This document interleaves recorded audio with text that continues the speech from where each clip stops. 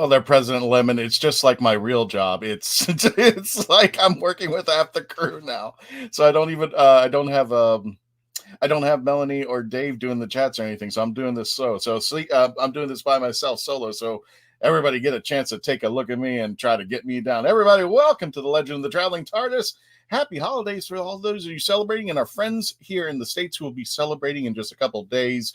Welcome and happy Thanksgiving as we're approaching that Thursday, because this Saturday will be the launch of the 60th anniversary special. The first one, the Star Beast, will be premiering that day, and we are all excited. In the meantime, as we're moving closer and closer to our Christmas, other Christmas special coming up with Ncuti Gatwa premiering as the 15th Doctor, we will be reviewing the Christmas Invasion today, and also for all of our fans, let you know we are going to be having an episode right after this. This is going to be a very short episode, so no after party, because we're having 2 episodes today where we're going to want to get your reviews on the Christmas Invasion. So let me go ahead and get things started, get this banner down for you so you can see the rest of the team, and as we say hi, so we'll do it real fast because we've only got an hour. Oh, I removed the wrong banner. That's good of me. I told you I need Dave and Melanie here. There we go. Here's the right banner. Woo! There we go. Tom, you look so enthused out there. Good night. I told you I was removing the banner out there. Are we live? We are. You know, I wasn't even supposed to be here today. You're killing me. I know. So without further ado, folks, let me go ahead and introduce our panelists. We'll start off with going clockwise. We're going to start with Nick Smith. How you doing there, Nick? I'm good. Happy holidays. Welcome, everybody. Happy holidays. Happy holidays. The lovely Mackenzie Floor, or the Right of Wands. Hello. And I don't care if I say it, the Hitchhiker's Guide. No, the Binge Watcher's Guide to Doctor Who. Check her out on her Twitch channel. She goes live almost every other day. She plays games, and I try to harass her as much as I can politely out there. How's it going there, Mackenzie? It's going well, but it's technically Wednesday, Thursday, and Friday. I wish I could go every other day. It's just okay. Not there yet. Well, subscribe to her Twitch channel, and when she goes live, you can jump in, and we can go, torture the heck out of Mackenzie out of there. And Texas for show, and husbands talking more or less. We got Kevo. Really? Kevo, how you doing there, my brother? Happy Christmas, doing good, excited that we are discussing what is technically David Tennant's first story, the week that he is getting his second first story. What great timing. Couldn't have planned it better. Well, technically it's his third first story because he's Metacrisis. So he's got, yeah. Did you almost lose the hat? Yeah, I'm taking it off anyway. It's not. He flipped his lid. You got the memo. Time you want me anyway. I've got tinsel. It's fine. And we've got the lovely Melina Vader. How you doing there, Melina? Welcome. Thank you for joining us today. No, thank you for having me. Always. And she's going to be representing our Puerto Rican. She's going to bring in the fun and excitement from over there. And speaking of fun and excitement, you saw him earlier, Tom. laid back. The mug thing is the mug thing is my friend Ray, who does collecting classics on Instagram. To Masters Universe. He just came back from the hospital, so I said, if I'm on a show, that's his tagline. He drinks something and goes, "Are we live?" So that's my nod to him. Great. And don't forget, I'm going to try my best to get to your chats. Hey, I'm the only one wearing the hat now. I'm going to try to get to your chat, so I apologize. And of course, if you haven't seen our episodes, your first time, how we rate the Doctor Who episodes or the Big Finish or whatever we're rating, we do it on a scale of 1 through 10, 1 being awful, 10 being great TARDISes. And because of the time constraint, because we are going to be doing another episode right after this one, we want to go ahead and get things started. And we're going to go with always our lowest number first. So without further ado, Kevo, you gave it a 6. I gave it a generous 6. And the thing is, I didn't judge this as an episode of Doctor Who specifically. I judged this with all the themings and trappings by its Christmas merits. As an episode, yeah, it's great. But as a Christmas episode, I feel like only about 20 to maybe 40 tops % of this episode is Christmas, or in any way like the theme or spirit of Christmas. It's all really depressing and dry. the Doctor is barely even in any of it. Like 20 minutes of this Like episode Blink. is like, yeah, 20 minutes of this episode is spectacular, and Christmas and Rose shopping with Mickey at the very beginning was a really beautiful scene between the two of them. Seeing more Jackie and Mickey was great. The stuff at the end is great. But otherwise, as a Christmas episode, no, this is definitely not one of my favorites. Mm-hmm. And I wish we had a better Rose and 10 episode, because I love Rose and 10. But, okay. Yeah, hello, Andrew. And I think the irony of that you pick 6, and if you're looking to our right, your left, you have David Tennant holding a big 6. Find out in 6 episodes like that. So, was it coincidence? That is one of our broadcasts. If you are curious, I feel like if you're watching this show, you know if you like Doctor Who. But check it out. Hey, Mark. We'll be covering the specials as well in our own way. Who knows how? Gotcha out there. So gave it to the 6 out there. And of course, if you want, I'm running through the chats right now. You want to put in your number and the reason why you picked your number, by all means. What was that? How is it 4? What's his name? Said it was his 4th first story. I get 3 for the Meta Crisis. How is it his 4th third story? Well, there's the mini-sode. First. Yeah. The mini-sode. Then this last week was already the 14th Doctor's first story. Like, that's semantic. Then Saturday's not his first episode. Then we already had it. Kevo, it's wibbly wobbly, timey wimey. We can't just get away from that anymore out there. President Lemon, what do you mean? My Christmas is filled with being shot at by mass Santas. Okay, wow. That was Christmas even, but like the coma and the crying, and he left me, Mom. That's not Christmas. It's sad. Uh-oh. And not like Christmas sad. It's but we like got a new Doctor out of it. We did, and his part was fantastic. And I'm stealing from Tom from just a little bit because he told me his rating is to reason. No, I'm going to leave it to Tom. He's not the lowest number, but I do want to make sure, because he mentioned something earlier to us about why he changed his number at the last minute out there. So without further ado, let's go ahead and get to the second lowest number, 6. Mackenzie. Yeah, you picked 7. I picked 7, and maybe that was even generous. What's wrong with as you? Well, and Andrew agrees with you.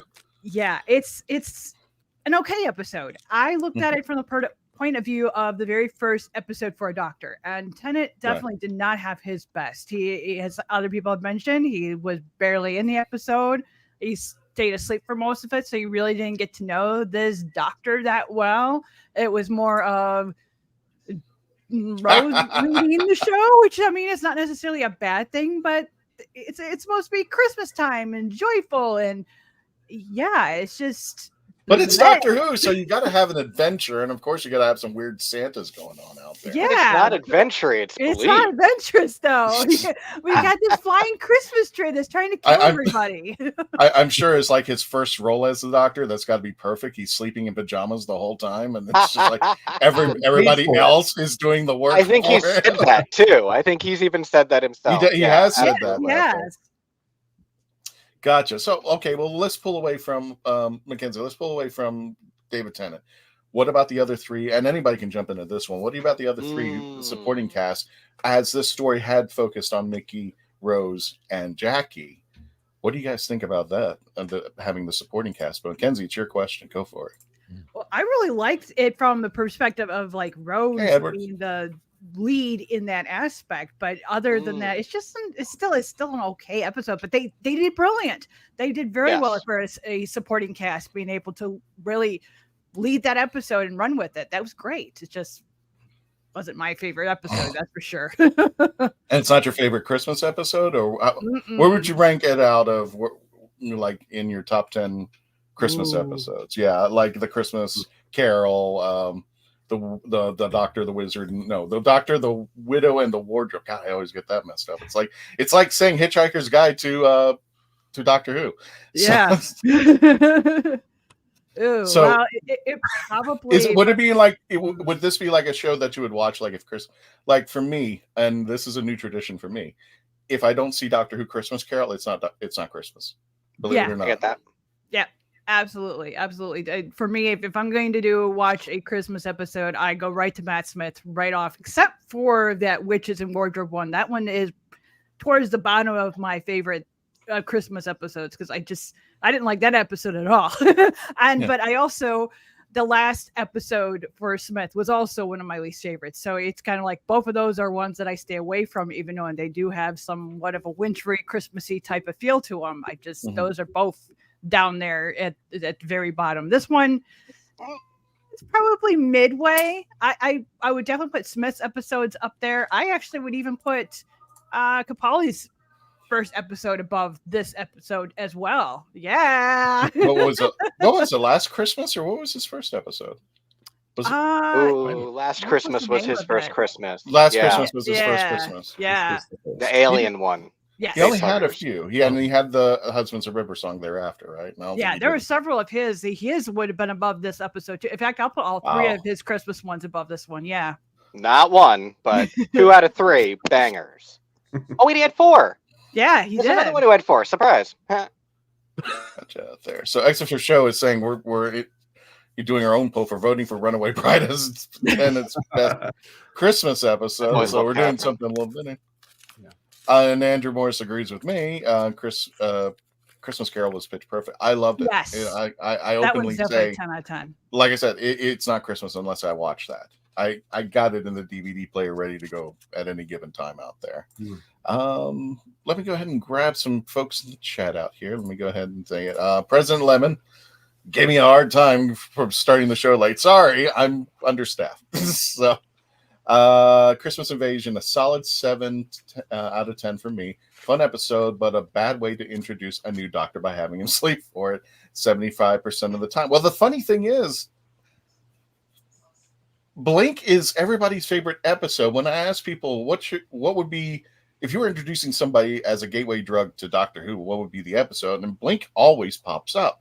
And a friend of mine said, why would you use Blink? He's barely there. It's a Sally Sparrow story from the eyes of a companion, which is cool. And it's an awesome story. It brings in the Weeping Angels. But like you said, Christmas Invasion really is just the Tylers and Mickey Smith trying to survive the world of Doctor Who. And then we get to see more of Harriet Jones, Prime Minister. And you've got Danny Llewellyn, who's heading the space project, I think. Yeah. The Doctor a lot at the beginning. He explains what's going on with the aliens. And he's a Doctor for a while. Gotcha out there. Edward says, happy Thanksgiving, and 8 out of 10. The killer Christmas trees risk being a little cheesy, not enough of the Doctor. So what do you think about that killer Christmas trees that showed up? They're going to be killed by a Christmas tree. It happened. John, I don't have a picture of that for some odd reason, but they're looking at the tree. I know that for a fact. Yeah. Well, I think it might be a little cheesy, but I think Doctor Who fans have a weird lactose sensitivity because, so it's Christmas. It's Christmas trees attacking you. That's just the first thought, and it's fun. Well, look at the long history of Doctor Who having incongruous things attacking you. It could be a creepy doll, it could be a dummy, it could be a telephone cord. This time it's a Christmas tree. Well, thanks to Stephen Moffat. Yeah, thanks to Stephen Moffat. We can't breathe, can't look. You can't look away. You can't move. I mean, it's like, okay, we're dead. I can't do any of this. Everything will get you. It's like living in Australia. Oh, jeez. Anyway, Andrew Morris has said I would give it a 7, but it's not that great. I think everybody got a consensus out there. It's not one of the greatest.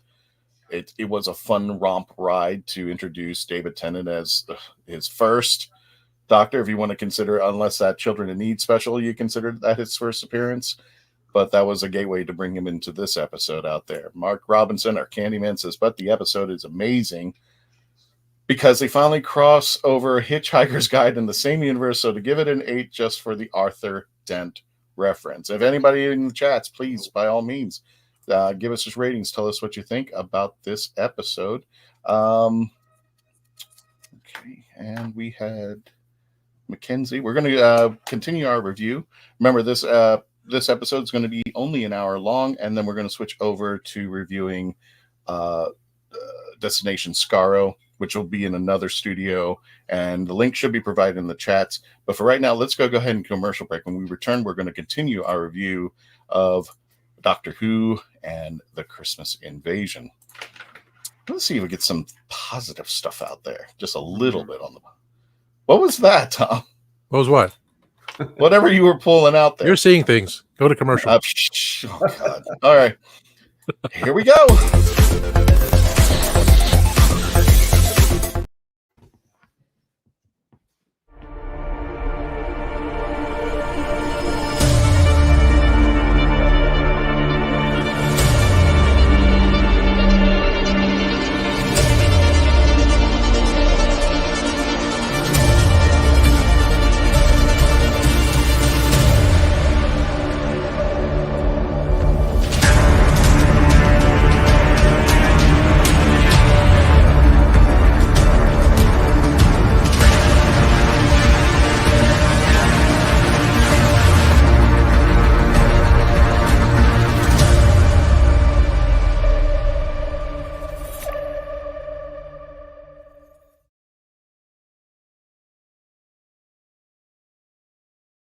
We are a touring acoustic duo crashing kitchens around the country. We go from house to house every Friday night and we create music, we create food, a good time, we stream it live and we do it for free. So now we're just really kind of like trying to develop it and build a community group that people believe in, then they'll help us.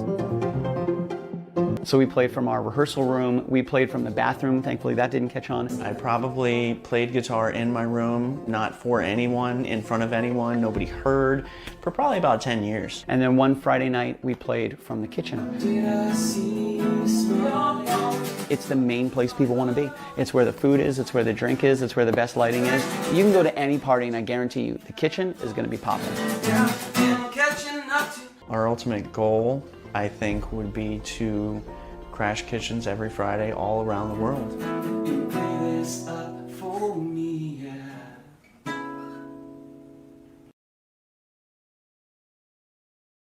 Meet the Doctor. I'm the Doctor. But not the one you were expecting. All right, sexy. It's time to go home. Doctor Who Velocity. Streaming now. Oh, brilliant! It's hard to believe that in the 56-year history of the greatest sci-fi television show in the English language, there has never been a fan guide to Doctor Who.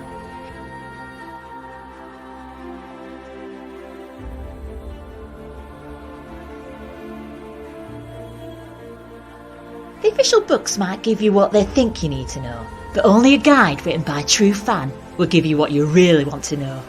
Join Whovian, the brilliant Mackenzie Flaw, as she takes you on an intensive journey inside the world of the first female Doctor. In the Binge Watcher's Guide to Doctor Who, Season 11. Right, let's get a shift on.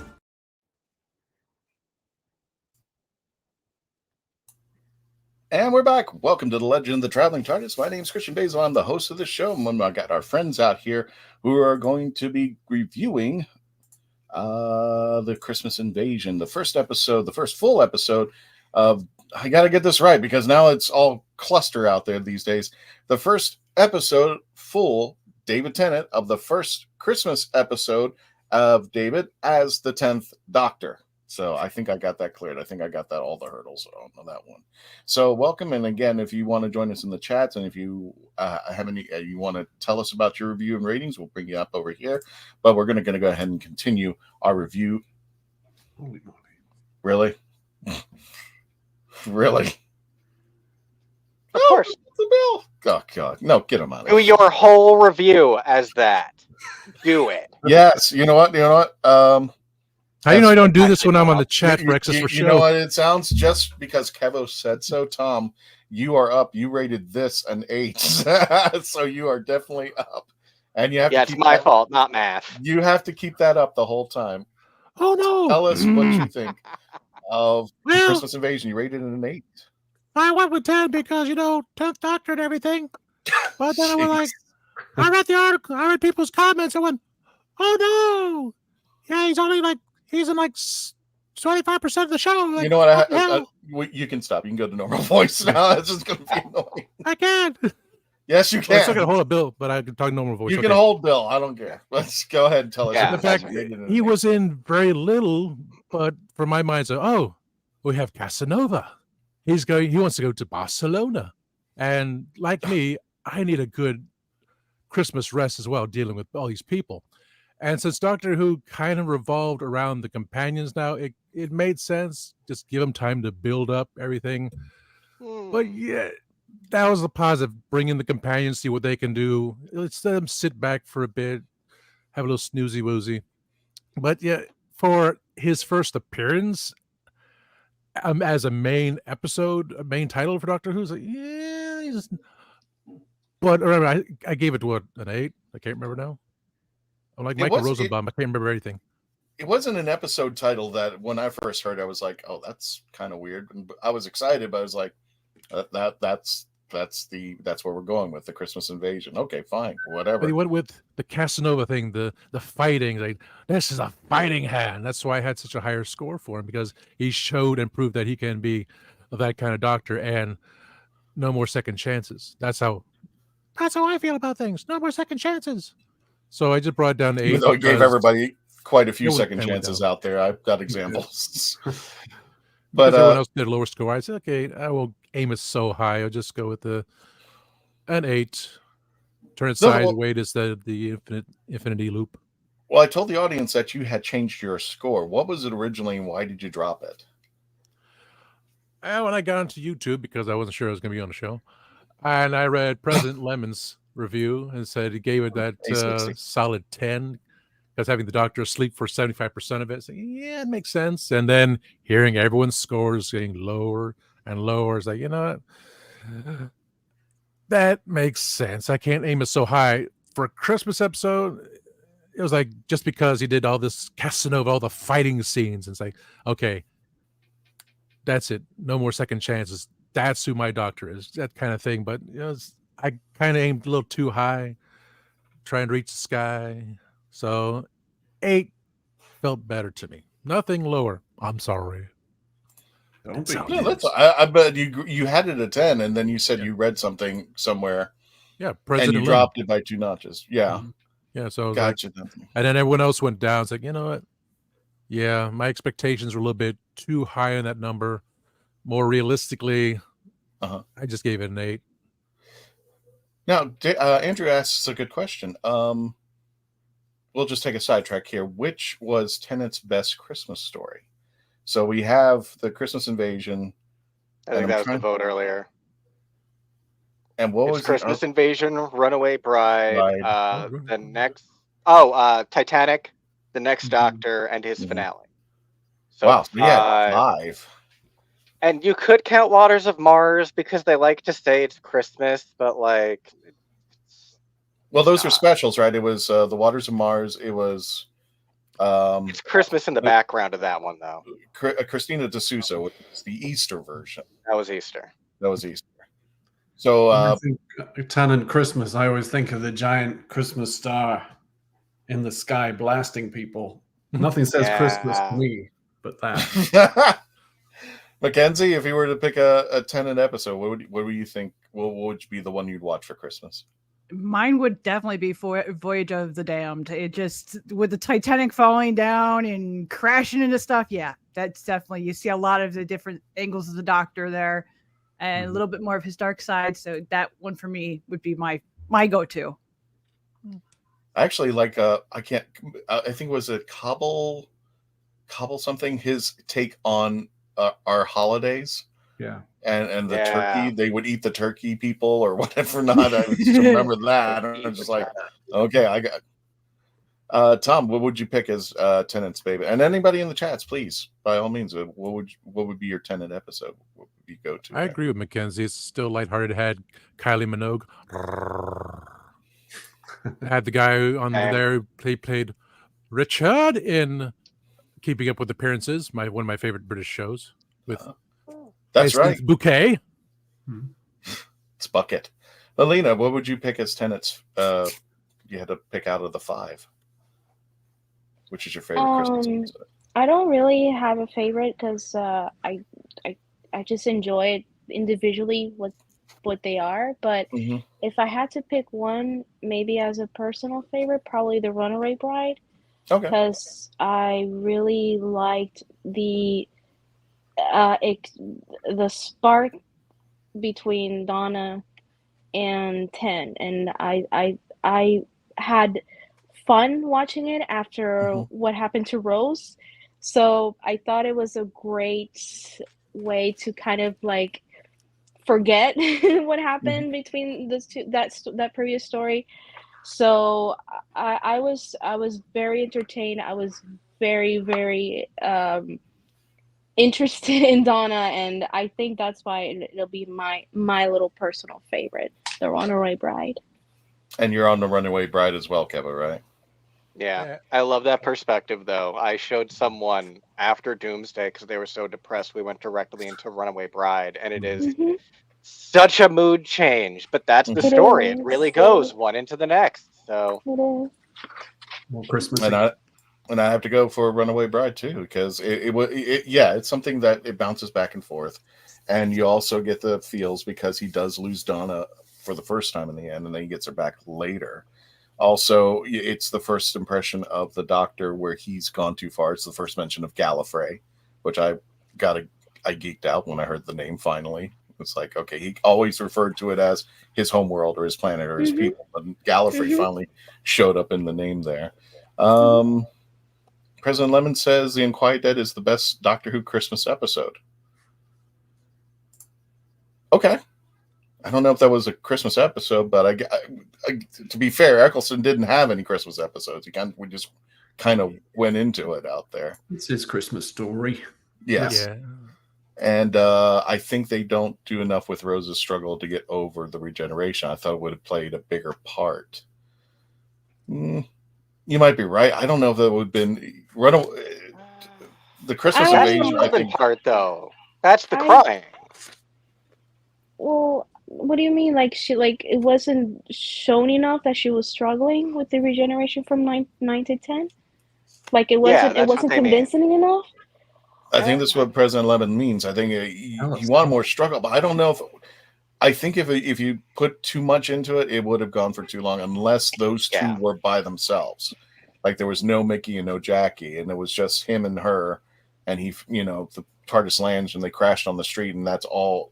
She had to rely on herself to help the Doctor and try to understand what this regeneration thing is. That would have been the only way. But they brought in the others.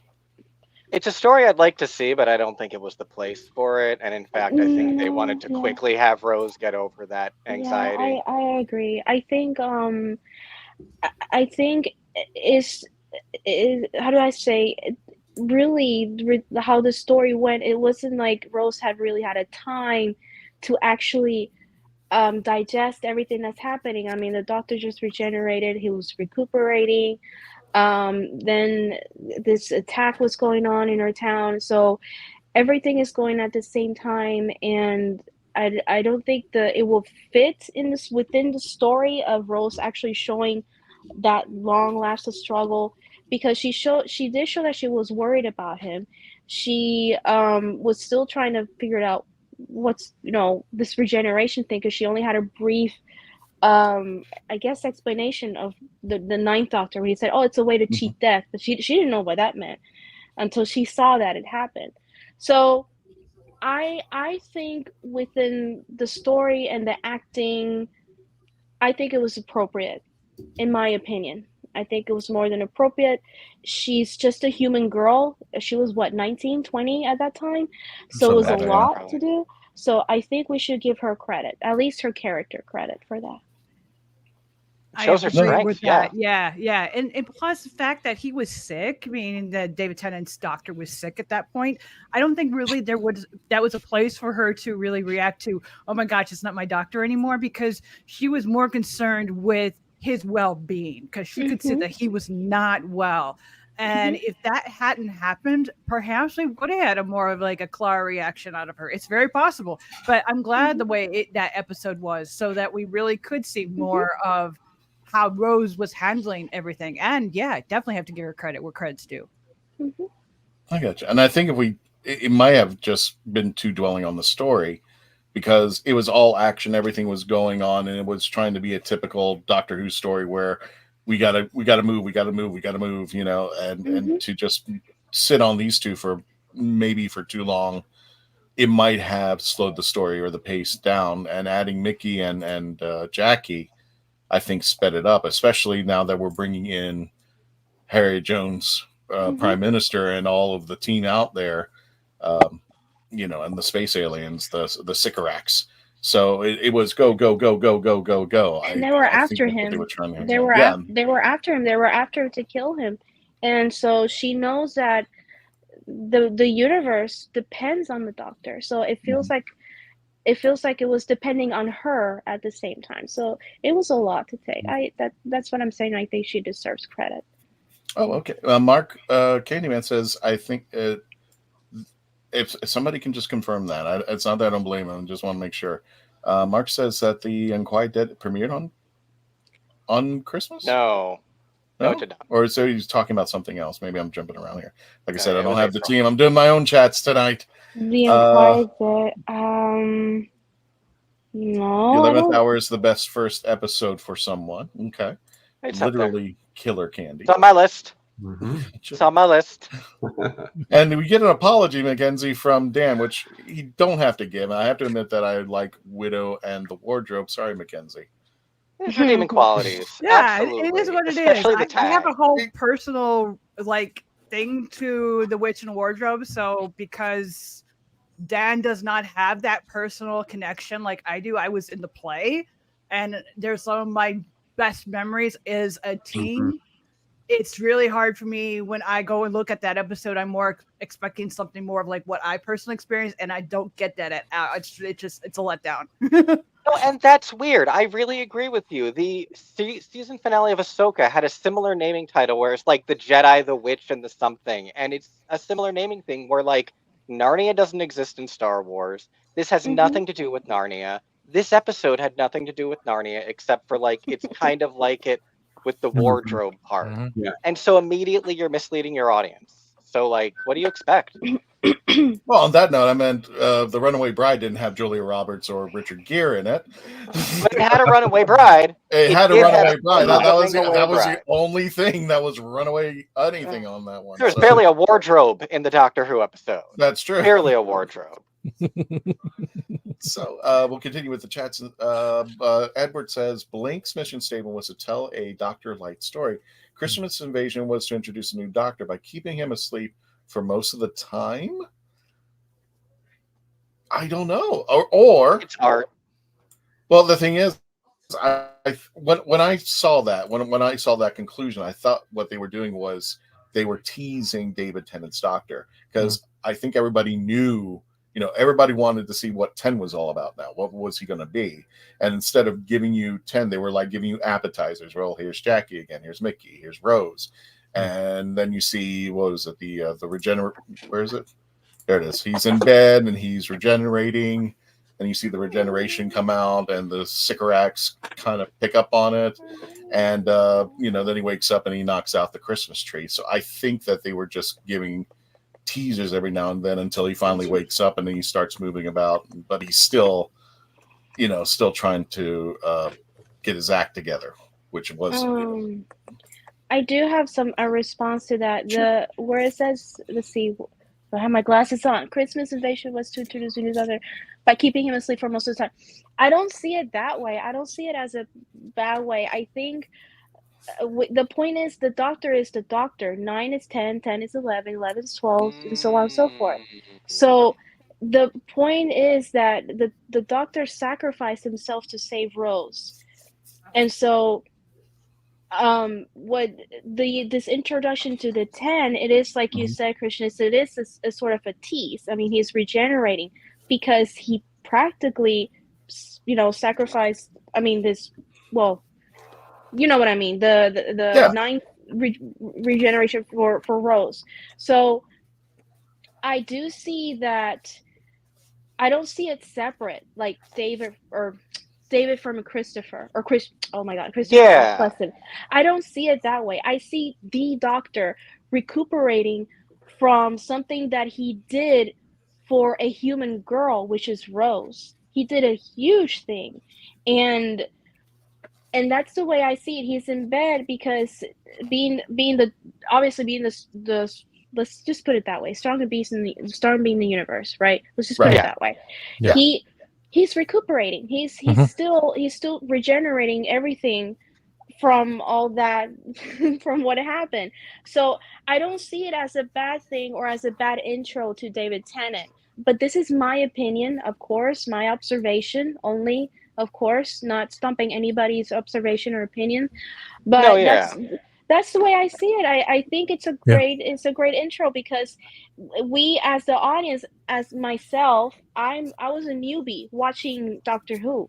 My first Doctor obviously was the 9th.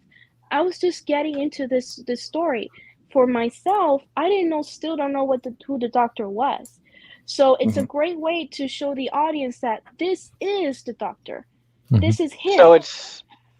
So it's sort of like I feel like you're saying the story isn't any amount of being afraid that the Doctor isn't going to wake up. We know, and like you now as a Whovian, now that when you rewatch that episode, like you get the Doctor is always going to be fine. The Doctor is always going to be the Doctor. The story is really more about watching Rose react, and Rose never give up. Even when it always feels hopeless the entire time, she never gave up. And we always knew the Doctor was going to be fine. And he's still going to be essentially the same man, a different, facet, but the same character. So I really, really get that perspective. That's very So we were being introduced to the Doctor as Rose was being introduced to the Doctor. Yes.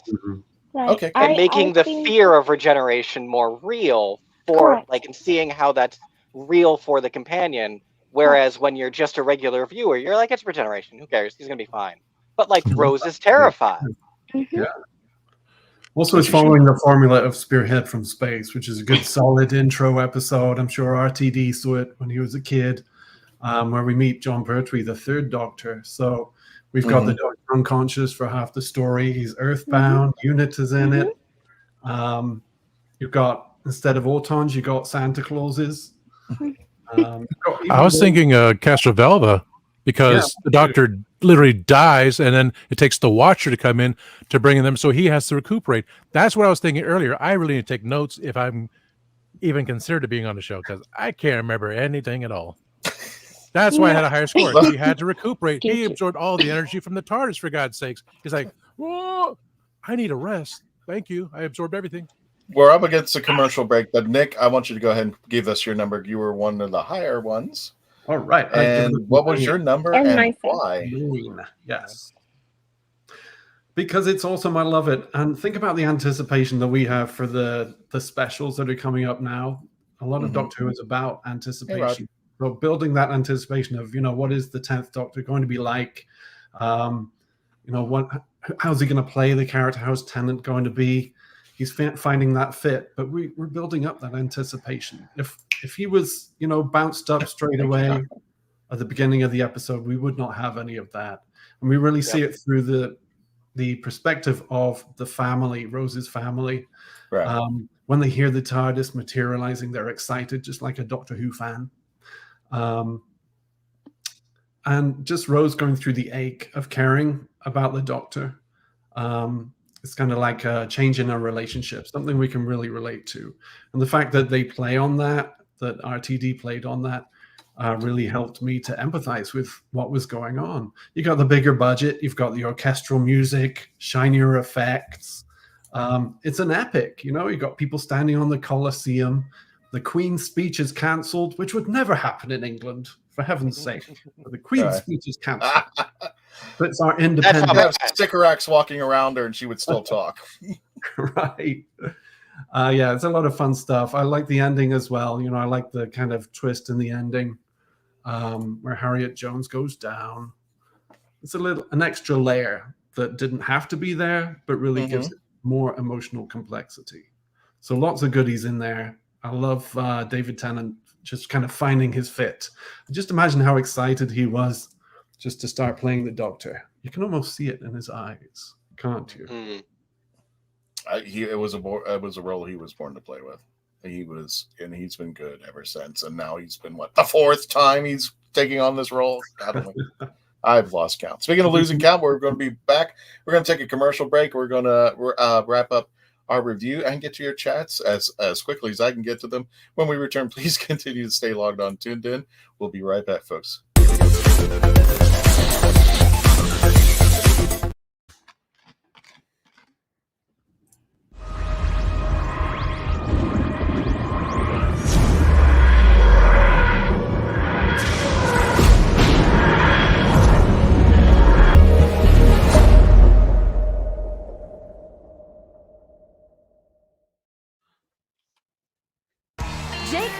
Has been launched into the stratosphere by the popular social media app Yin Yang. I just think it's incredible that someone from our hometown we knew so well. That's my holy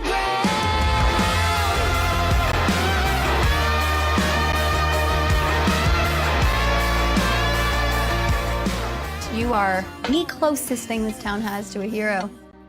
I'm still just Jake.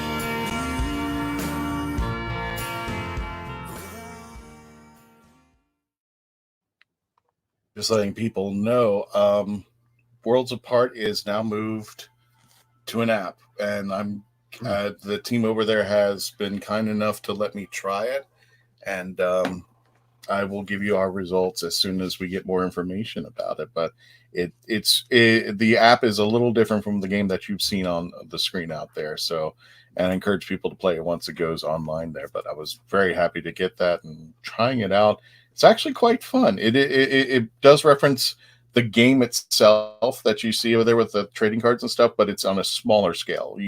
I think you can play it like in 5 minutes each game, and then you can play other people and try something a little different, and you can change out the cards too. Welcome to the Legend of the Traveling TARDIS. My name is Christian Basil, and we are going to go back to your chats out here. Let me see if I can grab everybody's. There were ones that gave the reviews. Dan Holyfield from Last Man Standing. Check him out on the YouTube. I give Christmas Invasion a low 8 just because of the way the Doctor gives Harriet her up comments. You didn't like that? Or was that little like what I call, I don't want to say the word cringe, but it did throw things off. Random. It was random. It was like, I can't give you a happy ending type deal. It's like, I thought we were all happy, but nope, not really. And then we get to see the Sycorax as their spaceship's breaking down, going into on the planet, which I thought was funny, is because it's snowing. It's like, no, it's ash. I'm like, it's hitting you, girl. Wouldn't you know the difference? It's not cold. And Roger says 8 for me, 2 for Christmas Invasion, and the 10th Doctor immediately losing a hand while he woke up regenerating. Yeah, that's still kind of that little ditty. It's a fighting hand. Yeah, it's finding a hand. And President Lemon, I might give it a 7.5 because we get to see an alien killed with a Satsuma. Okay, there you go. Death by fruit, I see there. And let's get Joyce Christmas right there. Yep, let's get back to your chats out there. Andrew is just confirming that he's saying I think his favorite Christmas episode is Voyage of the Dam as well. Andrew continues and says, I think the TV movie did a better job introducing a new Doctor, even though McGann wasn't in the first 20 minutes. Tennant's was awesome in the last 15, but could have had at least half the runtime. I'm going to say, Andrew, I kind of disagree. And the only reason why is that, and I think this is what happened, you were getting used to Sylvester, and then all of a sudden Sylvester died and became somebody else. And I think that confused a lot of people who were not familiar with the regeneration scene. Whereas Russell T started off with Christopher Eccleston, and we were getting familiar with the character, and then we were going to involve regeneration at a later time. So people got comfortable first, and then this is the fighting hand out there. Roger, my favorite Christmas specials were A Christmas Carol and the one with Father Christmas. Happy Thanksgiving week. You too, my friend. Take care out there. Sorry, we're jumping around out here. Nothing says Christmas like a disaster movie with a space Titanic flying into Buckingham Palace. Kylie Minogue, Tuxedo, and Flying Angels. Sounds like it was hot out there. Roger says the next Doctor for me, the TARDIS is a hot air balloon. I liked the next Doctor. That's the best part. Yeah. I thought that was, now that we've established who the Doctor is and regeneration, hey, wouldn't it be cool if the governor from The Walking Dead was the next Doctor? And I think a lot of people would have loved that. Mark Robinson, Kylie, My Christmas, End of Time, Part 1. President Lemon says Voyage of the Damned because Russell is getting trolled with Max right now. Oh, Max Capricorn, that's right. It's almost like it can grow in 15 years. We'll be talking about that in the next episode. I think I know where President Lemon is going out with this. Roger says, then we find out because the Doctor is the timeless child, we don't know where he or she is originally from. Roger's responding to President Lemon, I honestly can't wait to see Ruth Mandely's new character working for UNIT in the 60th anniversary special and hopefully in the UNIT spin-offs as well. I can't either. Roger says, I heard a rumor that the late Harriet Jones will somehow be in the 60th anniversary special, probably the Wild Blue Yonder episode, since we don't know much about it.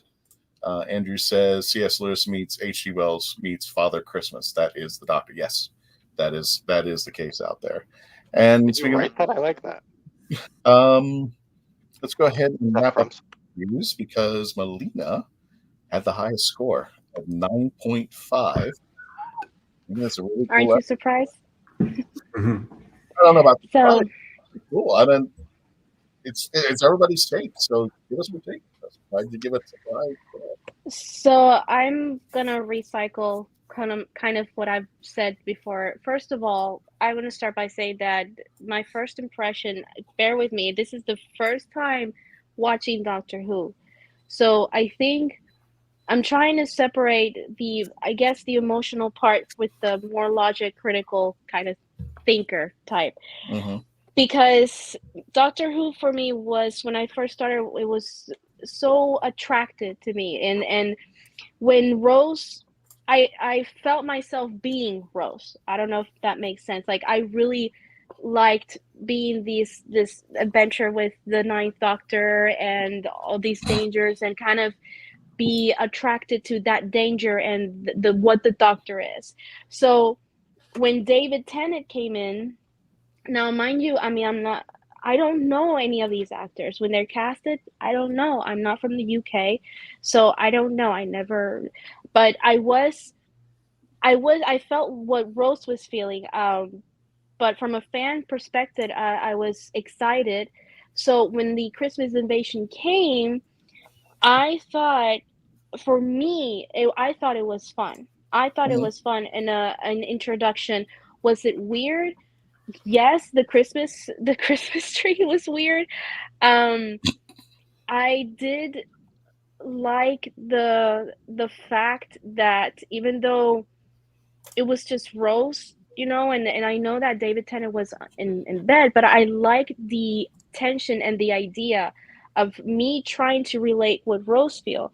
My gosh, I'm a human girl. I have to protect this alien because they're coming after him, and the Earth, the universe depends on this Doctor. So it's interesting seeing that the world depended on this Doctor who's laying in bed in pajamas. Right.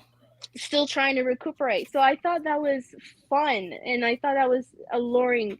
And just the way David Tennant, or the 10th Doctor, let's put it that way. The 10th Doctor came in. I was really excited. I felt like, oh wow, my hero, here's a hero coming in, and still trying to understand what the Doctor is. Mind you, again, this is from the first time seeing it perspective, right? That it was exciting. I was like, okay, so he is the Doctor. He's still the Ninth Doctor. And he's just asking himself, when he was saying, am I sexy? Am I good looking? Or something like that. Whatever. Am I good looking? Am I funny? Am I mean, sarcastic? Something like that. Right. And I liked how he was so charming and how he introduced himself. And I like how he was shown as this still a very fun kind of person or Doctor that he is, but then he's very serious. I mean, he might take joy out of life in general, even though he regenerated, and it's a very psychological process still. But I liked how He knew what he had to do because he knew he had to save Rose. And not only that, he had to save her home planet and, you know, the universe. So I liked how he took his role seriously afterwards, knowing that this is me. I'm still the Doctor. My looks have changed. Maybe some kind of the personality, maybe because regeneration is still a psychological thing. I don't want to go too deep on that, right? But that's why I liked it. The whole entire episode, just everything. It might be cheesy for some. It might be kind of dull for some. For me, it was fun. And like I said, maybe I'm adding a little motion to it, and I'm trying not to. I promise I am. But I thought it was a fun intro, and I've seen it many, many times, and I could say, and I can be objective of it to call it still a great episode. And I loved Rose in this episode as well, how she handled it, and I loved how David Tennant made her character feel like how do I say, to compare us, or to relate to her, to relate to her as her being human, us being human, you know, and how to handle an alien so charismatic, so weird, I guess you could say. And I loved it. I loved it, and how Russell made this episode, and I love the ending. And it did not make me forget 9, obviously, because I love 9, but it made me accept, okay, so this is the Doctor.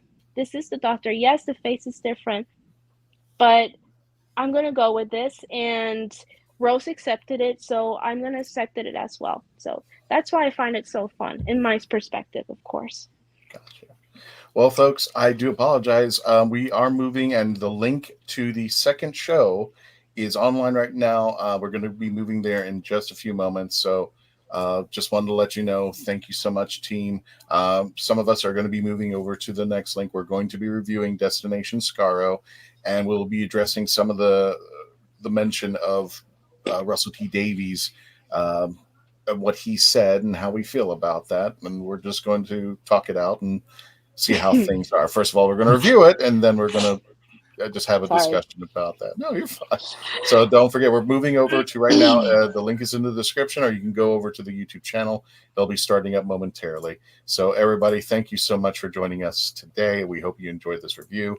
And in just a few moments, we're going to be reviewing Destination Skaro. And again, don't forget, on your way out the door, for some of you, go ahead, make sure that you are sharing, subscribing, letting people know that we are going to be your Doctor Who podcast for all things Who out there. And don't forget the December 1st, we are going to be doing the 25 Days of Christmas on the Facebook and the YouTube channel. So without further ado, take it away, Tony. We're going home. We're going to the next thing.